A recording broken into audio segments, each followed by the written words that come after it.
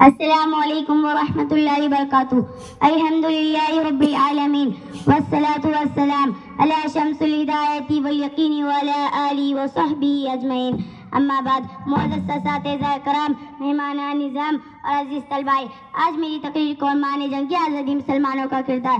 محترم حضرات، جنگ آزادی کی سالہ سال کی محنت اور لاکھوں جانوں کی قربانیوں کے بعد ہمارا ملک ہندوستان ظالم انگریزوں کی غلامی سے آزاد ہوا.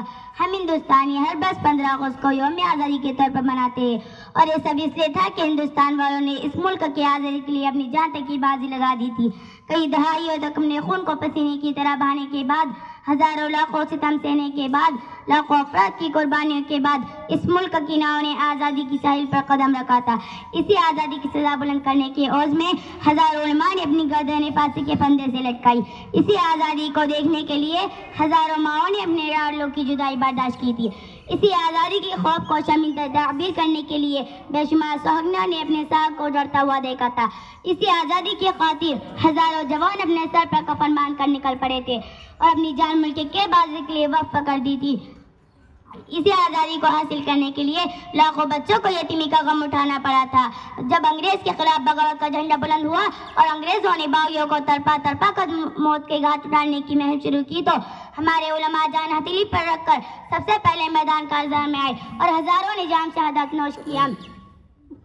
اس وقت ہندوستان کے تمام مذاہب والے لوگ، ہندو، مسلم، سکھ، عیسائیوں نے مل کر انگریزوں کے خلاف متفق ہو کر ترمن کی بازی لگا دی تھی.